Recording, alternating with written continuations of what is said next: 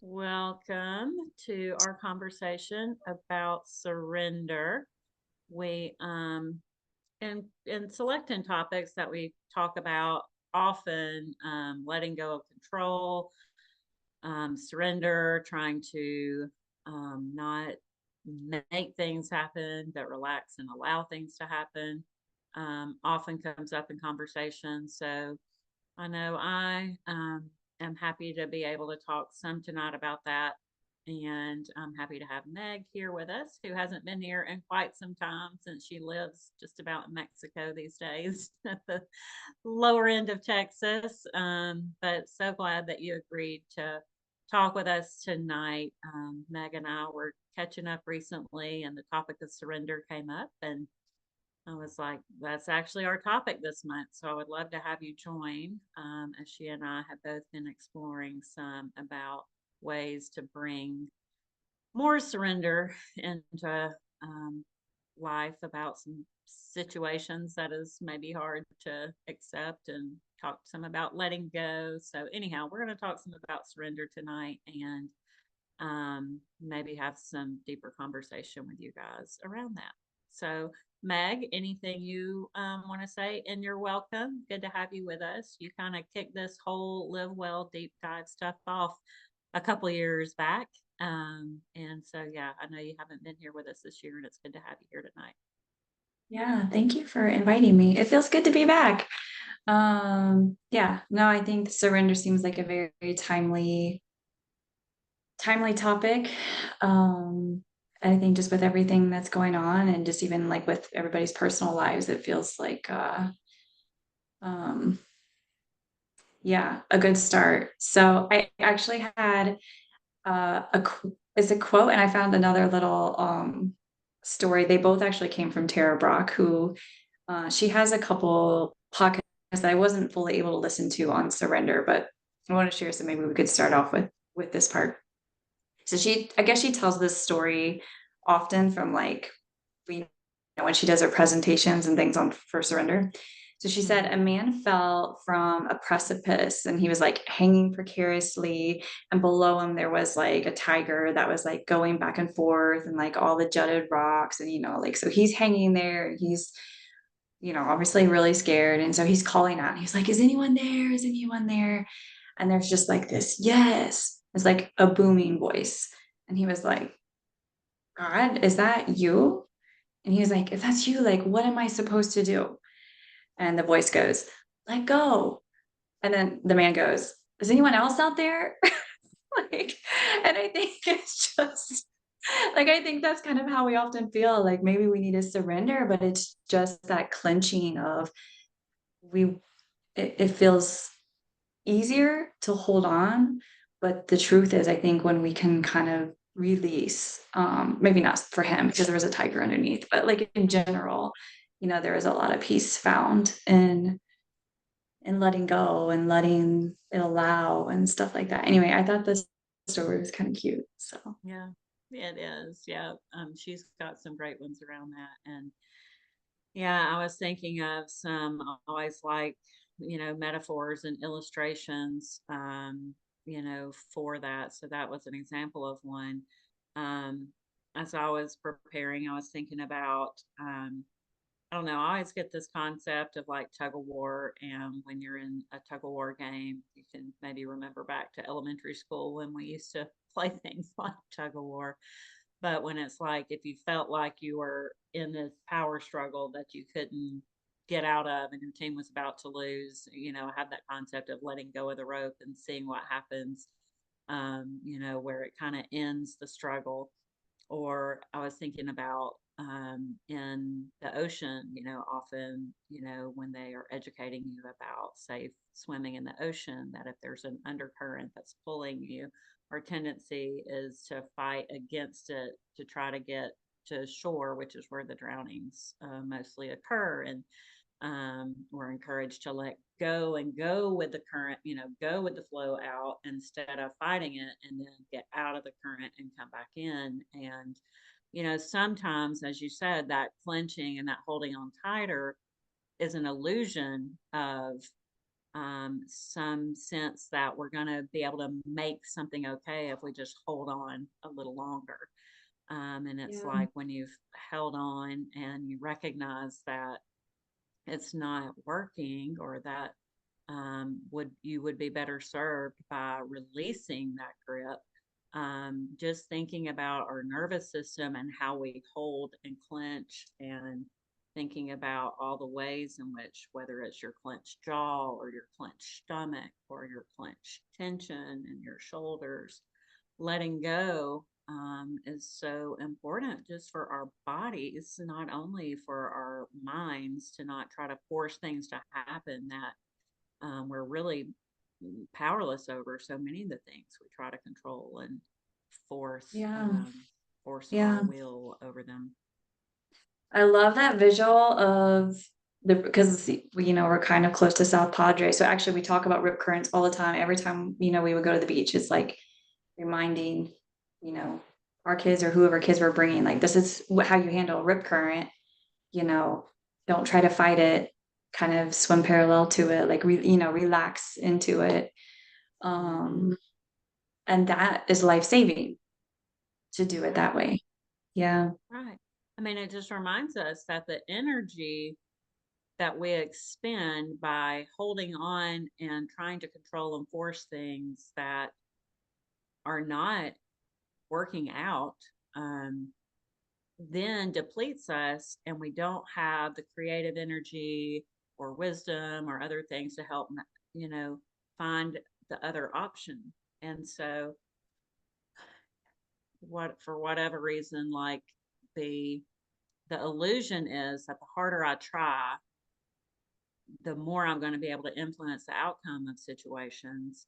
And I think the concepts of mindfulness really remind us about letting go, acceptance, allowing, non striving, a lot of those tenets of mindfulness, which are really there to remind us that, um, trying to force a square peg in a round hole is just an exercise that leads to fury and frustration. And so, yes, in these times, I mean, political election years are always big reminders of frustrating times that you want to do something about, and you want to change things and things to be different. And, um, I think I always turn back to my kind of growing up clinically in the addiction treatment world, where the serenity prayer was used a lot, the 12 steps, obviously the AA used a lot, to where it's like we really have to be able to have the wisdom to know the difference about what we can control and what we can't control, and not spin our wheels trying to control things that we're really powerless over, and how to be able to discern where to apply more energy and effort and where to apply less. And I think that's sometimes what can be hard to discern is whatever situation I'm facing, when I'm supposed to do something about, or when I'm not supposed to do something about, and just supposed to let go and allow it to resolve on its own. So I think that hard part is that wisdom, to the difference about discerning Yeah. when to hang on and when to let go. When to let go. And the thing is, you were saying that what comes to mind is because I think some things that can be tricky about surrender is that sometimes it can feel passive, right? Sometimes people feel like it's a passive response. And use the word, I think you use the word powerlessness too, is so how to reframe that surrender is not a passive response, and it's not um, it doesn't need to feel like it's leading to a place of like I'm surrendering because I feel powerlessness, which makes me sometimes feel hopeless, right? But surrender can be more of a, I don't know, does that question make sense? Like it's Yeah, it's an how to active reframe it. decision. It's It's not active, passive. I mean, right? it is an action, even though it feels like it's Like a giving up. So mhm, surrender doesn't feel like a giving up, but more of an allowing. mhm. Yeah, I mean, think about. Yes, Brian, I see your let it go. Um, and when you think about, I don't know, someone, you might think of a situation where someone you opens up this hey, I've got this great idea. I'm gonna da da da da da da, da," and they throw this whole big thing out there that gonna do. And sometimes you might have said, "Well, good luck with that." I mean, that's an example of like if you're gonna take on this thing that seems I recognize maybe I'm not gonna put my effort. I mean, a choice is not to get involved in a thing that maybe is too much or um too not even your business to be doing in the first place, you know. Um, and a choice. I mean, the choice we have about doing more or doing less. You know, it's not weak to do less about a situation that is overwhelming, exhaust your resources, and it's a wise choice to preserve your energy for things that are you do have control over. You know, I do have control over my actions, my ways I take care of me, and I don't know if you have been reading a book to help you kind of deal with your own personal desire to surrender and let go more, but the one that always comes up for me is Codependent No More, and I've been rereading that for the umpteenth time, and um, just understanding that so many of us get locked into caring so much about things that we care too much too often for too long about things that we don't have any business trying to take responsibility for. And so really being able to be honest with ourselves about how we're spending our energy and our resources and what are areas we need to um, let go of more. So yes, turning it loose is another term that Yeah. one of Makes my me think of mentors. the clinching. It's Yeah. like turning it, yeah, loosening Hmm. the clinch. Yeah, yeah, absolutely. And I'm also, when I think of surrender, it's so here would be some other examples that maybe we could like piece apart a little bit. I think of people who have um like really scary diagnosis, right? Hmm. And there's just an immense amount of fear and a hatred towards like the betrayal of the body, or I'm just trying to think of things that I've heard, and it's like, what would surrender look like to maybe that diagnosis, right? Or I think about what would surrender look like when we talked about the political climate and things just feel tense and hard right now. What would surrender look like to the unknown? Like, we don't know what's going to happen. A lot of us are riddled with anxiety. Like, what would surrender like to that look like, right? I think having some like, what would surrender look like to putting something down, maybe professionally, and not knowing what's on the other side of that, right? Hmm. Yeah, surrender can mean a lot of different things. Well, and I feel like I just had someone yesterday saying, and I thought, yeah, that can be so true that we make decisions either based out of fear or love. And I think that, fear is what beckons us to hang on tighter, control more, try to force things, try to make things have the outcome because our fear is we don't know what the outcome is going to be. I mean, the to let go really requires a lot of love for ourselves, a lot of trust, and the opposite of fear. A lot of trust that whatever it is will be okay. And I think, particularly, you know, in the times like this, that's why it's so hard to let go, is because there's not much faith or trust in things being okay on the other side. So, example, you know, career change. Let's get away from the political year for a moment. Just think about a career change. I'm trying to change careers. Is it easier to hang on and grind it out and do what you've always done? That has an illusion of being easier. Letting go of fear is required to be able to try a whole new thing that may have a lot of promising possibility, but fear is going to block you from being able to surrender to the fear of the letting go of the worry about the outcome and trying the new thing. So, I mean, I think, thinking about what examples in each of our lives are areas maybe where we're hanging on and choking the life out of future possibilities that could be even better, but our fear just keeps us in the grip of it all.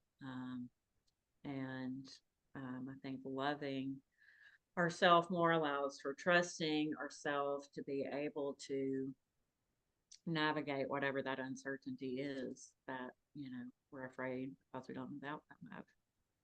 Yeah. Yeah, kind of in that similar direction is like, I guess it's like, if you use the IFS question, I often ask myself, like, does this feel self-led or does this feel fear-led? Mm-hmm. Where's the decision coming from? Is it fear-based or feels like it's coming from a place like I'm grounded and trust and love, curiosity, compassion? Mm-hmm. Yeah. Yeah, yeah, and one of the I think words that mindfulness uses a lot, but that kept coming up in Codependent No More too, is that we get attached to a process, we get attached to people, we get attached to security, we get attached to a job, we get attached to a house, we get attached to the idea of the outcome. We attach too much, too long to sometimes things or processes or um, that no longer serve us. And surrender is being willing to let go of attachments to things that aren't, benefiting us anymore in our best interest or have run their course. And it's just time for a new. And so I do think that attachment to things is another way of kind of framing that clenching is and that hanging on is really is about our attachment to um, that illusion of security or um, comfort, those things.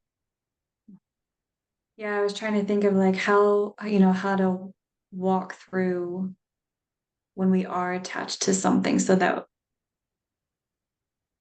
you can loosen that grip a little bit.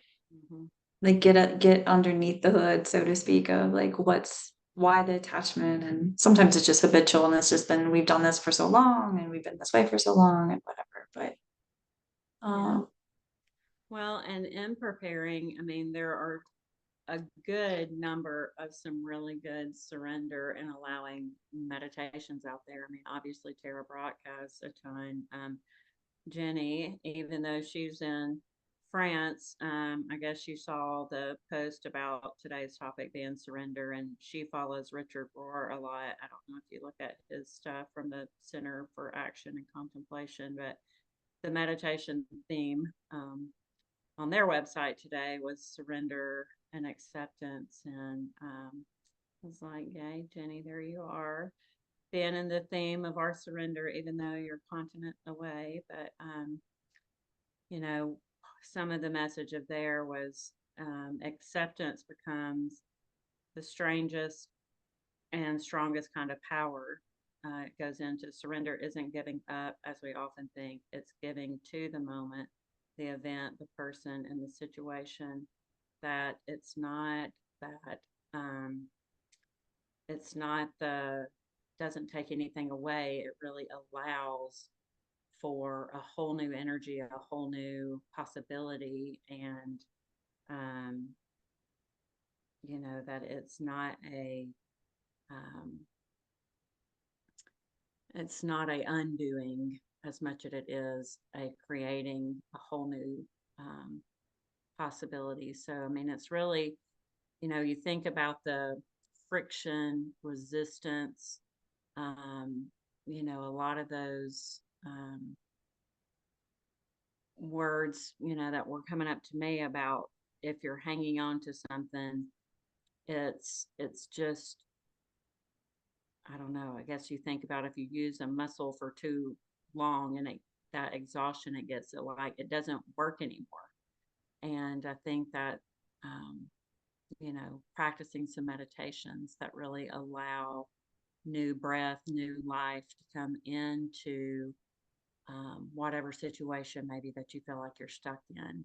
And so I know I Googled, earlier today, trying to narrow down just some surrender um, meditations that maybe we could even share tonight. But a lot of the easiest way to, I guess, do that is just when you feel like you're taking just a deep breath in and a long exhale, and you breathe in surrender, breathe out letting go, or breathe in surrender, breathe out acceptance, finding a word to link your breath to your intention, and sending out that loosening up of everything.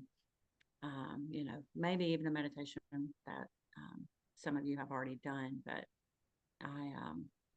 yeah, that was coming up for me. And sorry, I stumbled around that, but I think the breath is a good reminder of how to loosen up a knot that maybe we're tied up in.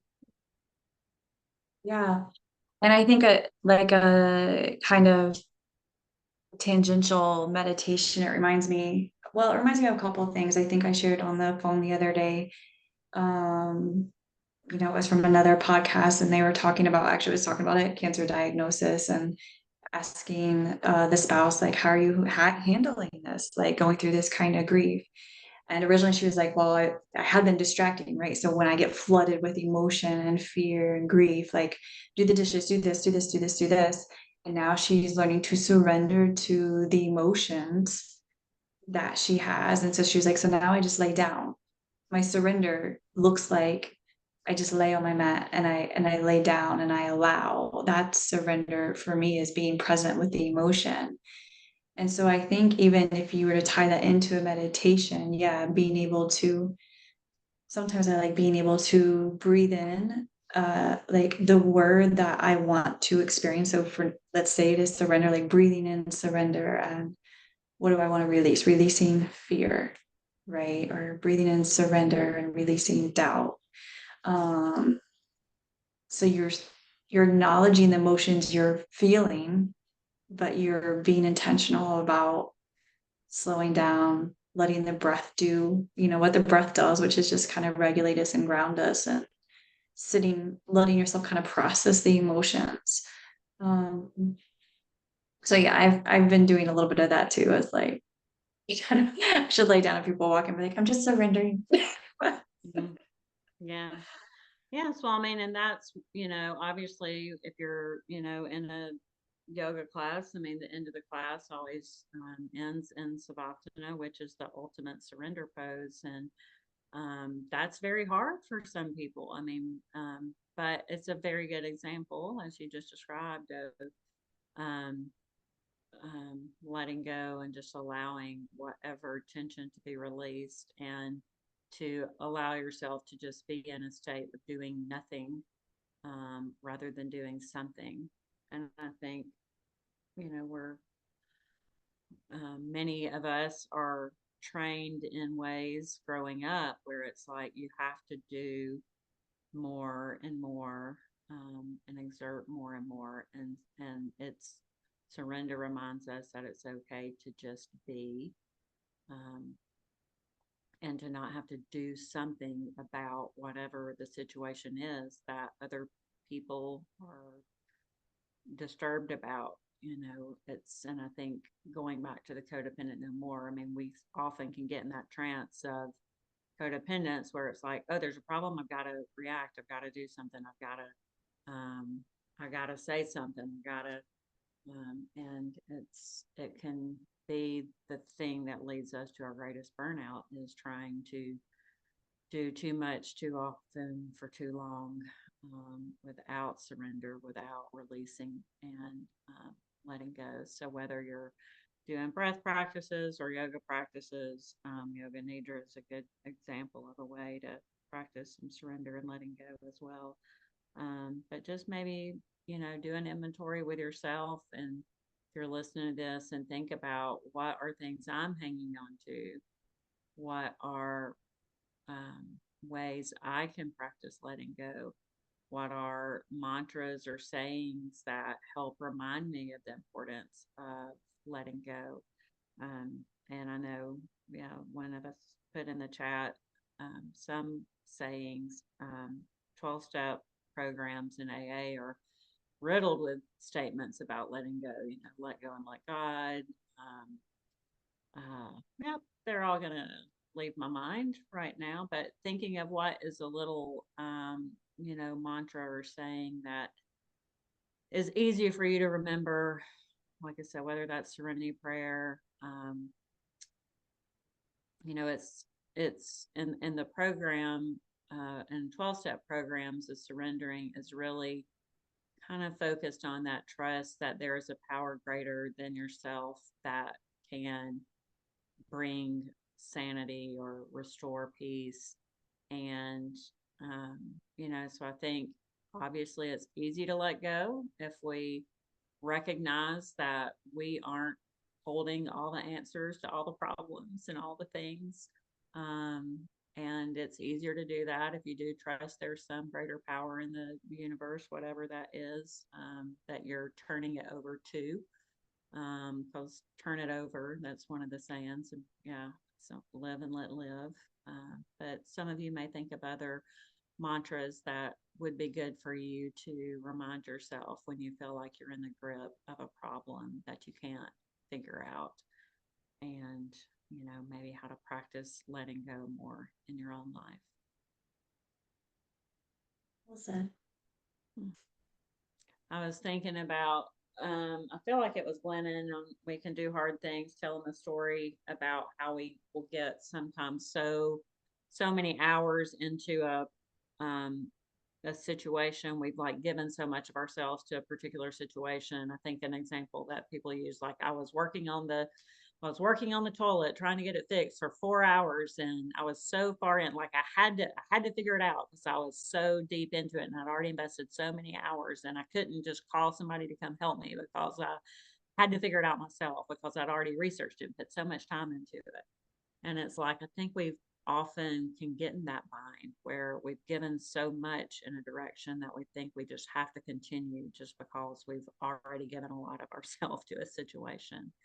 And it's like, being willing to recognize, no, I can ask for help. I can let go. I don't have to figure this out. I can remove myself of this responsibility. I can let others step up and figure it out. And I'm sure not my shit was just typed in. Yeah, right. But yeah, so beginning to think about, what are those things that you've been trying to make happen, that maybe you can do your own internal meditation and breath and willingness to relinquish control and surrender and let go and allow, trusting that whatever it will be, will be. Yeah, I had this, as we're wrapping up, I had this little, I guess it's a quote. I don't know if it's a full quote, but it's by a Buddhist monk. Probably butcher the name, but I think it's Ajahn Chah. It says, if you let go a little, you'll have a little peace. If you let go a lot, you'll have a lot of peace. And if you let go completely, you'll have complete peace. Mm. So I kind of like that. I don't know, it just feels reassuring, I think, in that sense. Yes. Thank you for sharing that, and for talking with me about surrender. anybody has any comments, we're happy to have some group discussion for a moment about anything. I can turn this recording off if that makes anyone more comfortable to share.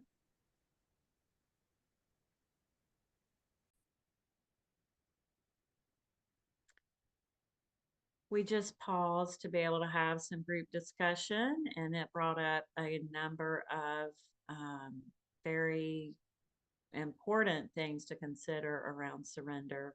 One of our participants was talking about the difficulty of letting go, that even though she used the example of her retirement and that her mind has researched all this, talked it out, found the solutions to retirement, but that her body is locked in a habituated pattern of being stressed and having to go to the office. And even though now she knows she is retiring, that she's stuck in a loop of kind of a panic, even though there's nothing to panic about. So just reinforce the importance of us talking about the body practices that we do, that even though our mind may be made up to let go of things and surrender, our body may still be holding on to things just out of a habituated response. And so reminding ourselves to practice the wellness practices of meditation, breathing, yoga, things that are available to us that can really help our body begin to feel safe and letting go. So something to consider, that if you're on this path of surrender and looking at ways to let go, to know that your body may need more time to catch up to where your mind is, so that your body and mind can be in agreement about the letting go process. So thanks for watching this, and look forward to further conversations or seeing any of you in any of our classes for well-being. Take care.